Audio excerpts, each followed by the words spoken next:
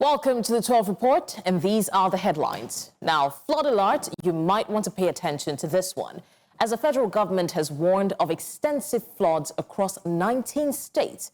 Lekki and Ikorodu residents advised to relocate. 300,000 children face hunger as WFP shuts Borno Yobe clinics. Also, Cameroon court rejects opposition leader's presidential candidacy, and we'll find out why. We've got the details in a moment.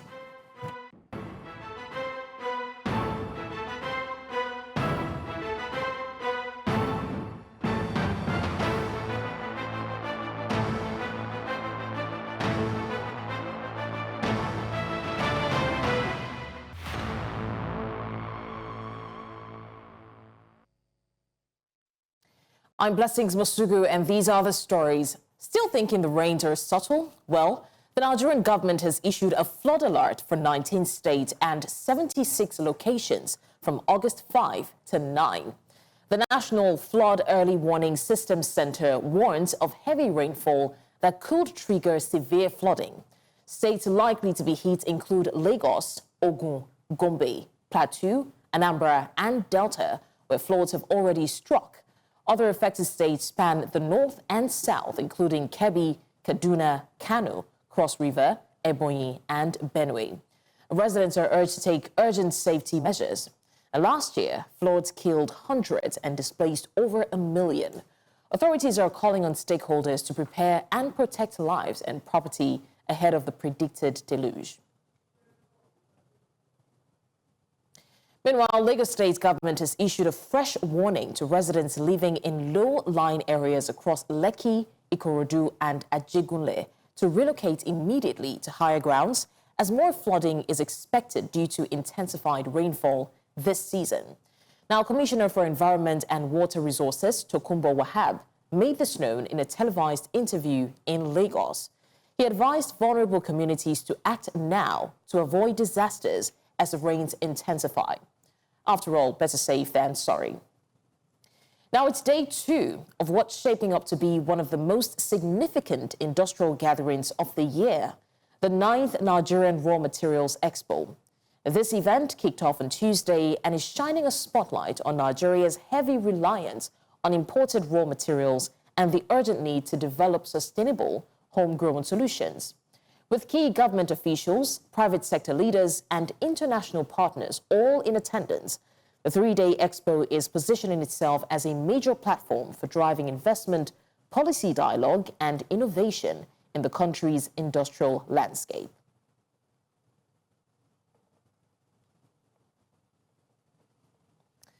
Right now, we're joining News Central's Sarah Ayeku, who has been tracking the development since the opening day 1. Sarah, thank you so much for joining us.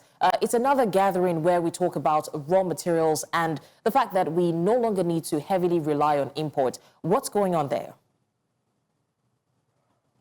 We've seen a lot of speakers, and I can say that this is perhaps one of the largest gatherings of industry players, and I'm talking about key stakeholders in the manufacturing sector. As you know, that manufacturing is contributing less than 10% to our GDP currently, and that is really an abysmally low number considering the potential we have as a country, the potential we have in terms of mineral resources. And it's been really it's a tough conversation here from yesterday when the DG of the Raw Materials Research Development Agency had talked about the fact that there is a need to move from just being a potentially viable country to being a producing country now, because where we stand now as a country is that we export our raw materials to foreign countries and then we export them back to the country, and that means that the value addition we're supposed to have as a country, we're losing it to other countries where we are exporting our raw materials and then now importing these refined products. And so these conversations really is about how we can change that narrative. And we've seen a lot of speakers. A couple of minutes ago, we saw the Minister of State Industry investment talk about how, as a government, they're trying to bring up more policies, of course, solidify the policies that are already in existence to show that they will support the manufacturers. But the problem for the exhibitors here that I spoke with is the fact that when they engage the Bank of Industry, they kind of like can't even get loans from the commercial banks, which is supposed to, help them kickstart their manufacturing companies. Sarah, thank you so much. I mean, we all know that with policies come action, and we're hoping that actions follow these policies. Thank you so much for bringing us the updates. Now, the National Library facility in Umuahia has been sealed off by the Ohokobe Mbaucho Autonomous Community in Umuahia North local government area of Abia State. The community barred staff from accessing the premises last Friday, placing traditional palm fronds at the entrance, a cultural symbol indicating restricted area and access until their demands are met. Now, according to this community chairman, Nduka Awomuku, the federal government owes them around 13 million naira in unpaid rent, spanning over a decade now. News Central's Chimi Ogele is on standby to give us updates on this. Chimi Ogele, this is another development in Umuahia. What are they saying? We hear that they're being owed a certain amount of money. What's the update?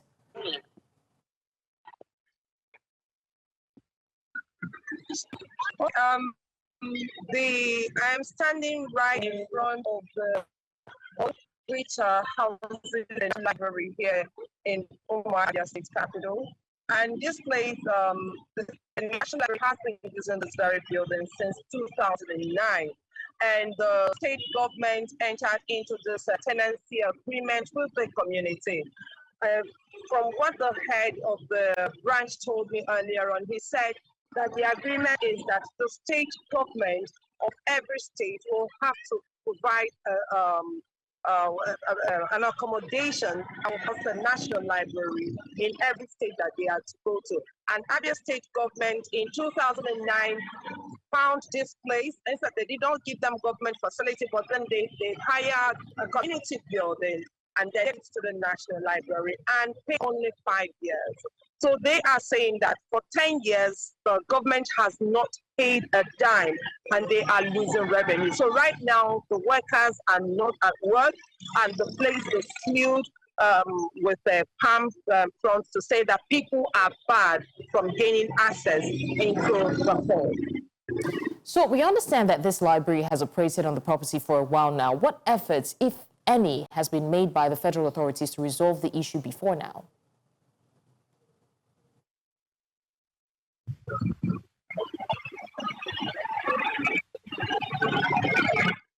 I didn't get that very well. I'm trying to find out. I mean, we understand that the library has been in operation for a while. Has the federal authorities made any efforts before now to resolve the issue of rent?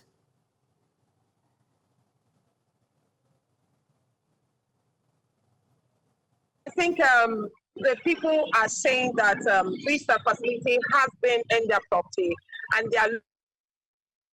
All right, Chimi Ogele, thank you so much for bringing us the update. We'll definitely get to find out what the efforts have been so far subsequently. Thank you once again.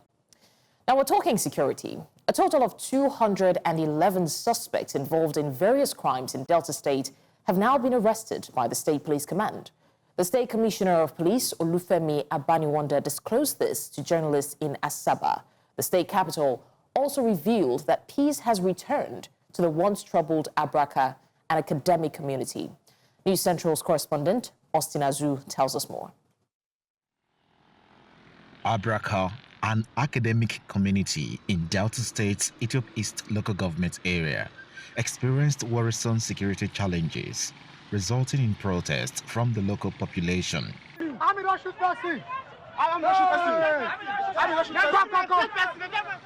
However, Governor Sheriff Oberewori instructed state security agencies to flush out the men of the underworld from identified black spots in Abraka and its environs during a security town hall meeting in Asaba. And I know after this meeting today, everybody will sit tight in your domain, in your kingdom and local government, so that if we address all this insecurity, that's the only way Delta State can move forward. The Commissioner of Police in the state, Olufemi Abaniwanda, is here to provide updates about the security challenges in Abraka most and other importantly, parts good of the afternoon, members of the state. Fourth Realm. Extremely safe. You remember when that incident happened, and I think at this briefing here, we told you about the lies and all video that was brought to portray something new. It has been dealt with. Students are back in classes. Nothing is actually happening. Also, Abani Wonder highlights the efforts of the command against crime and criminality across the state. The summary of what we have: number of firearms recovered, 18. Number of ammunition and cartridges recovered in the month of July, 359. Ransom money recovered, 8,500,000. Laptops and mobile phones, 378. Total number of suspects arrested within the month, 211. Delta State residents are, however, enjoined to report any suspicious individuals or movements within their environments to the nearest police station. In Asaba for News Central, Austin Azu. That was Austin Azu report on Delta Security. We go on a short break now, and when we come back, over 300,000 children may be at risk of hunger in Nigeria. We'll tell you why shortly. Stay with us.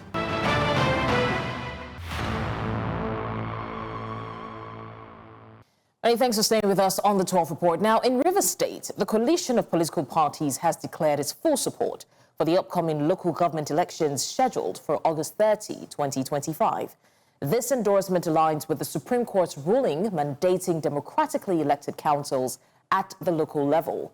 The coalition maintains that the elections are constitutionally required, even in the face of a state of emergency and the absence of an elected governor and state assembly. The Rivers State Independent Electoral Commission insists it's legally empowered to conduct the elections.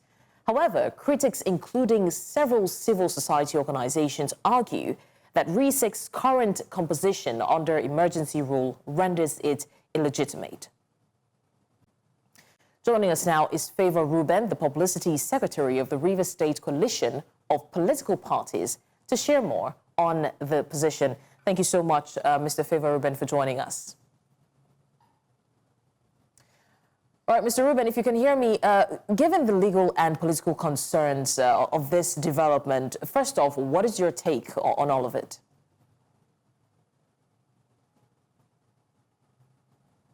Well, I don't think there is any issue about what we are talking about.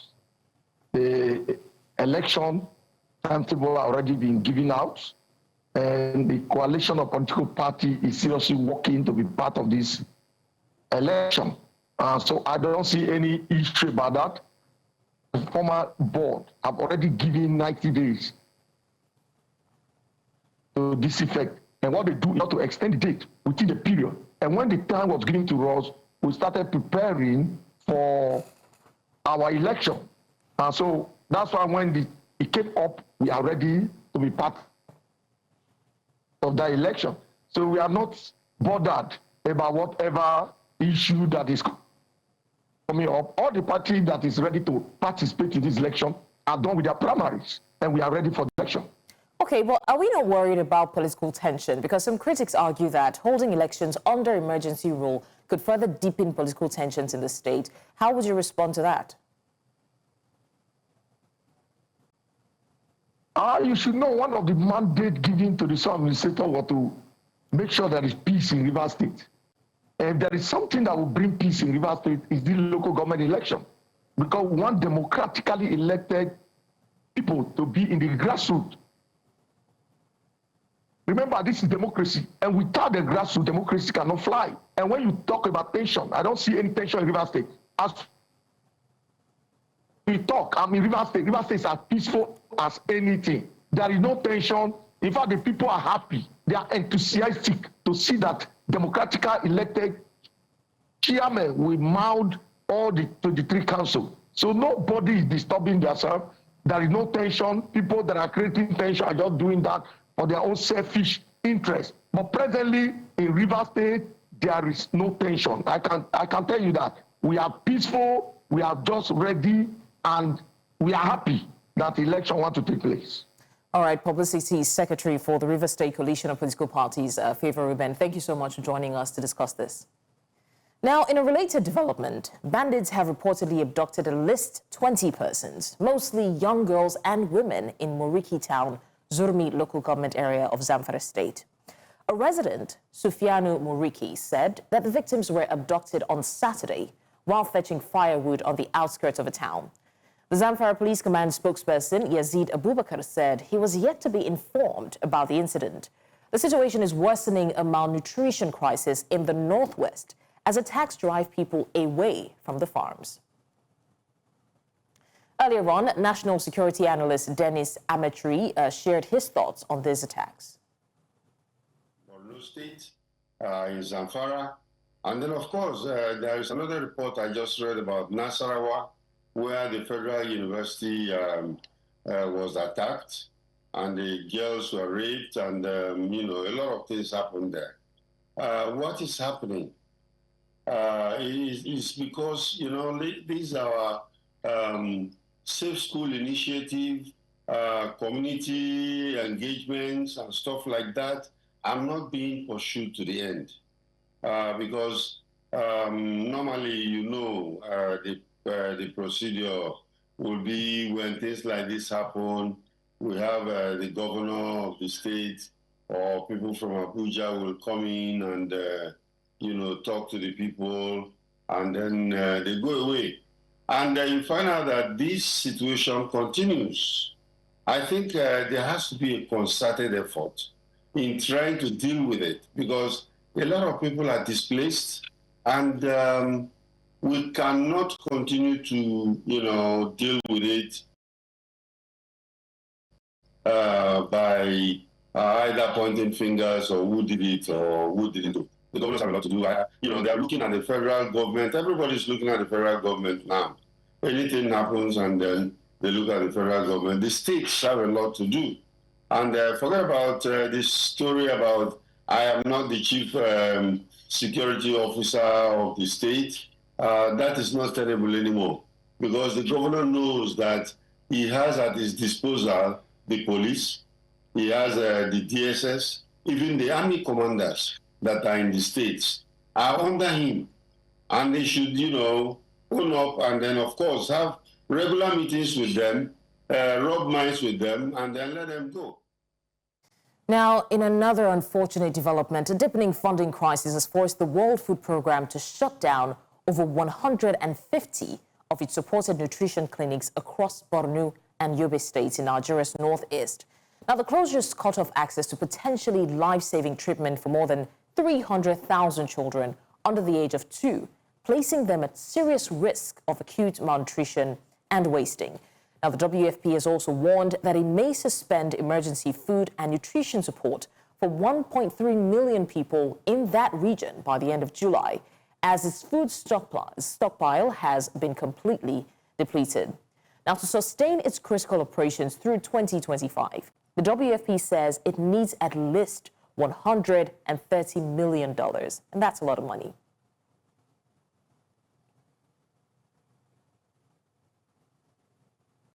Well, to the market now, there is a welcome change for consumers in Plateau State, as the price of tomatoes has seen a noticeable drop in local market. At Farin Gada Market in Jos North local government area, buyers are taking advantage of the price decline to stock up on the essential item.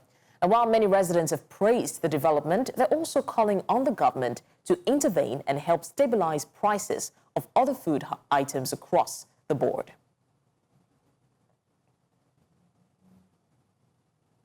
Moving away from that now, but still staying in the north, key northern stakeholders have called for unity among northwestern states.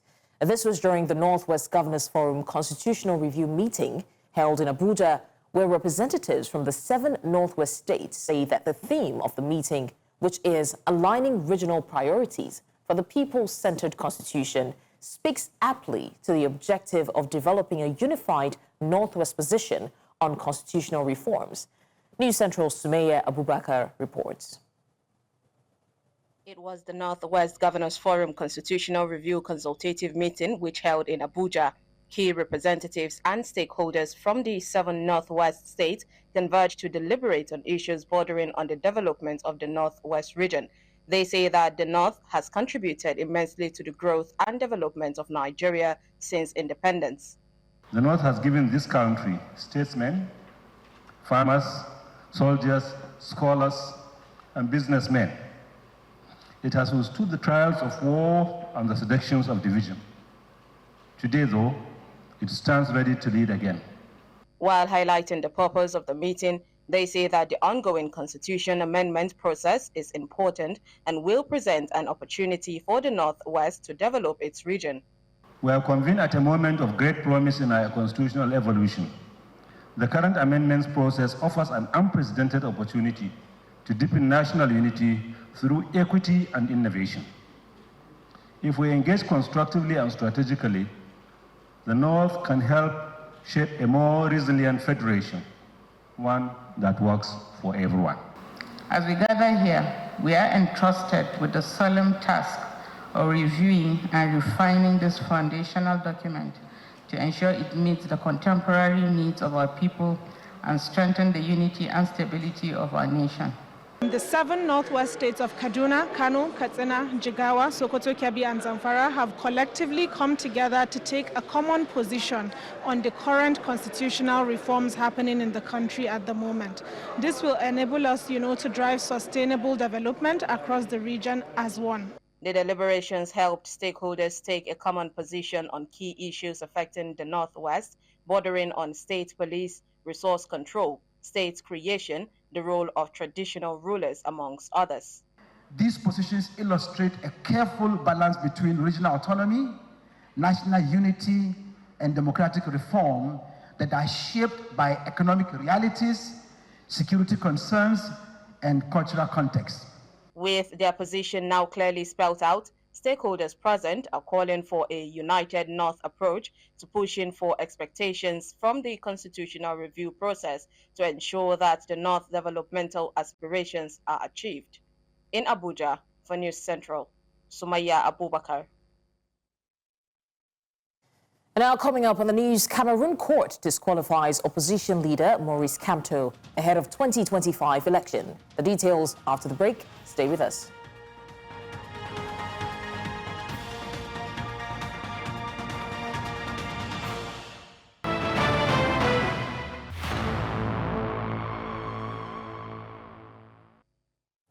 Many thanks for staying with us. It's still the 12th report. Now let's go over to Central Africa. With Cameroon's presidential election just weeks away, the country's Constitutional Council has officially rejected the candidacy of opposition leader Maurice Kamto, a major political blow in the lead-up to the October 12th vote. Now, the council ruled Kamto's appeal inadmissible, effectively barring him from contesting. The veteran politician had entered the race under the banner of the African Movement for New Independence and Democracy. Meanwhile, 13 candidates, including President Paul Biya, who is seeking a controversial 8th term at the age of 92, have been cleared by the Electoral Commission.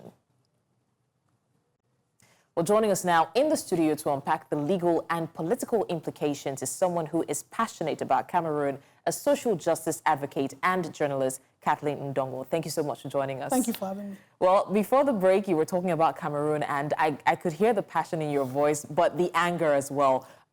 Looking at all of this development, what would you say that this says about the independence and integrity of Cameroon's political landscape, especially with the high-stakes election? So the dismissal of this appeal, which is one too many of such tactics by the ruling regime, is just, it continues to raise doubts about the integrity of Cameroon's electoral system and many of its agencies, including the judiciary.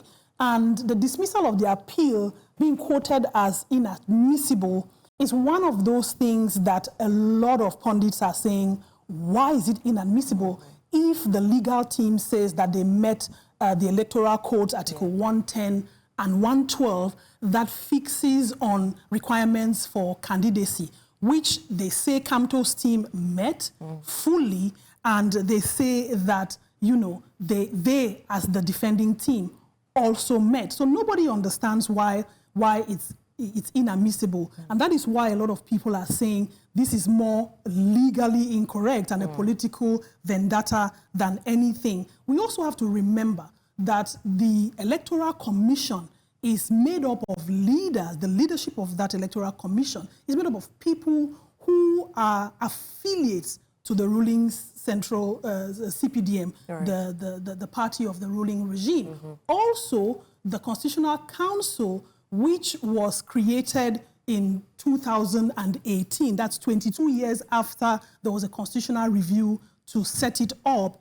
is also made up of 11 people who are appointed by the president. So that speaks to how the integrity of this electoral system and the judicial system is being questioned. So I think my question is still, you know, a continuum of that, because democracy has been a very questionable idea in Cameroon. And now we're seeing, you know, Biya running for 8th term at the age of 92. And, you know, on the other side, we're seeing a disqualification of Kamto's, you know, party as well. What message do you think that this will send to the voters about democracy? It's a discouraging message, to say the least. It's a heavy negative impact on democracy in the country, especially for a country whose median age for young people is 18. And currently, the Electoral Commission has said there is over 7.5 million registered voters, which is, you know, about a 15% increase from the last election in 2018. So what this does is it discourages not just young people from voting. It's going to increase voter apathy. It's also going to deter a lot of opposition, potential opposition candidates in the future to come out and say, look, we want to take on. And it also does not level the playing field for competitive elections in the country, because, hey, if you're going to be using the apparatus that you set up, you know, to outcompete your competitors, then no one is going to want to challenge you in the future. So it's almost looking like a very bleak future for governance and democracy and electioneering in Cameroon. I mean, if things continue like this, I would want to say that we hope it doesn't result into voter apathy, but it's looking unavoidable already. It is, and in 2018, after there was a contest of the announcement of President Biya as president, it led to a breakdown of law and order. And so there were protests, and then Kamto himself was arrested in 2019. So we do not want to see another wave of violence in the country. Hopefully not. Social justice advocate and journalist Kathleen Ndongwu, thank you so much for joining us. Thank you for having me. An absolute pleasure. Now, what do you do when those who should enforce the law are found violating it? Now, this is the case in South Africa, a country that continues to grapple with high-level violent crime, and alarmingly, some involve members of the police force. In Johannesburg, 10 officers from the South African Police Service have been arrested for allegedly involving in theft and corruption. The arrests were made during a tactical raid where officers also recovered 45,000 rand in cash. Right now, we're joined by News Central's Bongani Siziba, who has been following closely this story and will give us more updates. Bongani, thank you for joining us. Now, this is quite a troubling development, if you can hear me, when the very people who are meant to uphold the law are accused of breaking it. What more can you tell us about this arrest and the ongoing investigation? Okay, while we try to establish connection with Bongani, we'll circle back to that, because I'm quite interested in that story to know what's happening in South Africa. But in the meantime, we have our correspondent, Chizoba Anyuwe, who is on standby to give us the updates in Plateau State about the welcome change in the market. Chizoba Anyuwe, thank you for joining us. What are the traders and farmers saying is responsible for the drop in price of tomato? Is it a seasonal surplus or a government intervention? Not like it's not a good thing, though. All right, unfortunately, we're still struggling with Chizoba's audio, but while we try to establish connections with Chizoba as well, we'll go on a short break. It's still the 12 report, and we've got much more stories lined up for you. Stay with us.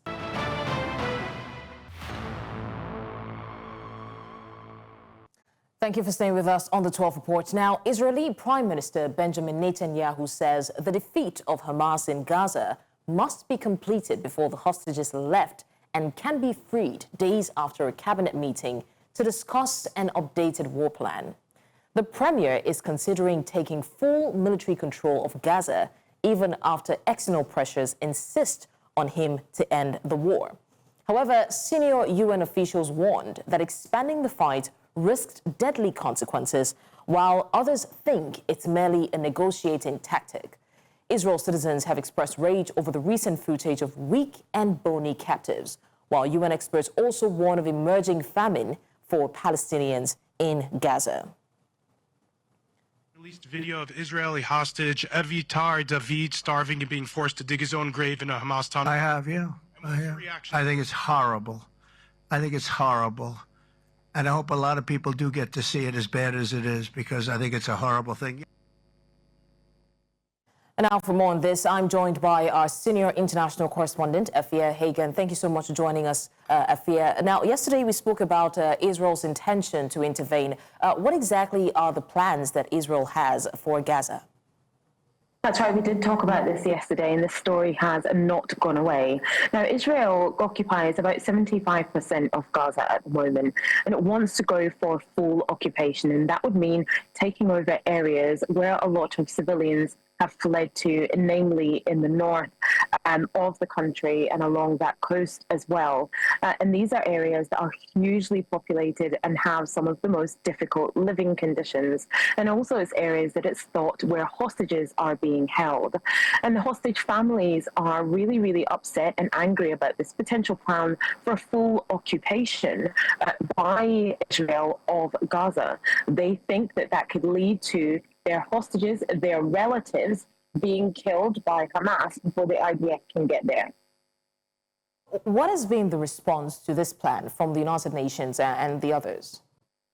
The United Nations are warning that this could be catastrophic because, like I said, this would mean taking over areas that are already hugely populated and already having very, very difficult living conditions. As you so rightly said in your intro, Blessings, the famine continues in Gaza. Starvation continues in Gaza, even though Israel are continuously saying that there is no famine, there is no starvation, and they are not blocking food from getting into the country. But let's remember that Israel has banned fishing and farming in Gaza, and the only way that people in Gaza can get food is from Israel. 500 to 600 trucks a day needed to feed Gaza, and at the moment, not even 10% of that is getting into the region. So thank you so much, News Central's senior international correspondent, Afia Hagan, for giving us the update. We heard Donald Trump speaking earlier, and subsequently we'll get to find out what his take is on the matter. Thank you once again. Now, a wave of insecurity may be sweeping through several rural communities in Gwagwalada Area Council, triggering alarm among residents who now fear their fate could mirror the tragedies in parts of Benue, Plateau, Nasarawa, among several other states. News Central gathers that several farming communities in Paiko, Ibwa, Dobi, and other wards have come under repeated attacks from suspected bandits, leaving residents dead, displaced, and traumatized, and even scared of going to their farms.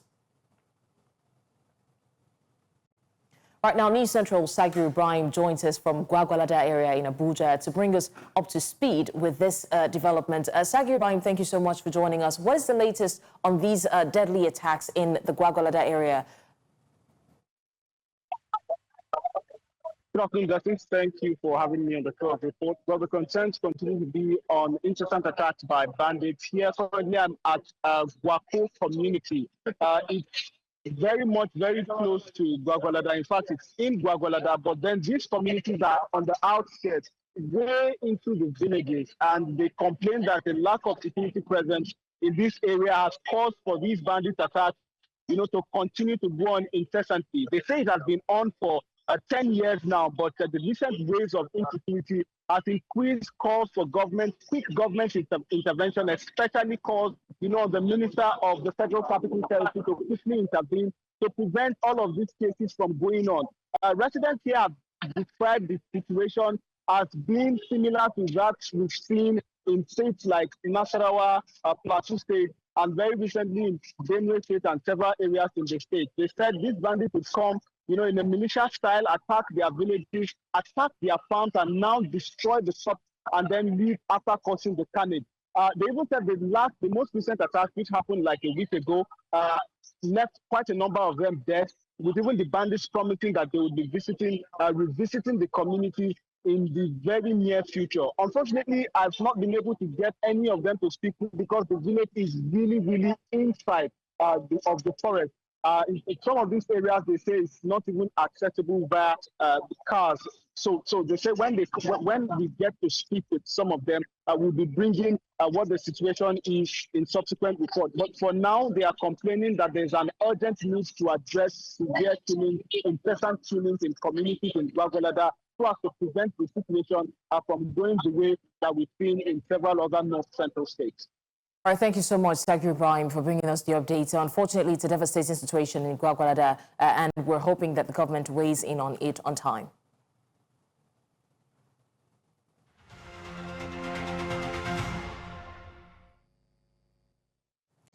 $300,000. That's not a population stat. That's the number of children now staring hunger in the face because the World Food Programme is closing its nutrition clinics across Plateau State. These weren't just feeding points, they were lifelines. Now, before you say it's not that bad, look at this with me. Global donations are drying up, and Nigeria is one of 18 countries where humanitarian cuts are hitting the hardest. According to the WFP, it's not about choice, it's about funds. Meanwhile, Borno, still recovering from over a decade of insurgency, is home to thousands of internally displaced families who depend on this very aid that we speak of to survive. UNICEF, the data already shows that over 1 million Nigerian children under the age of 5 suffer malnutrition yearly. Now, with this shutdown, that number could surge. Scratch that. That number will surge. And we're not talking statistics anymore. We're talking children, real children. Something has to be done. The government and agencies involved need to weigh in on this situation. Because as much as silence doesn't feed these children, action just might. It's time to act. And like I always say, it's not so far-fetched. It's not a northern problem. It's a Nigerian problem. That said, coming up on sports, we will have some stories to share with you. And right now, we'll be joining Onyechi Obaro, who will be giving us the update on sports. Onyechi, are you ready for us? Indeed, I'm ready.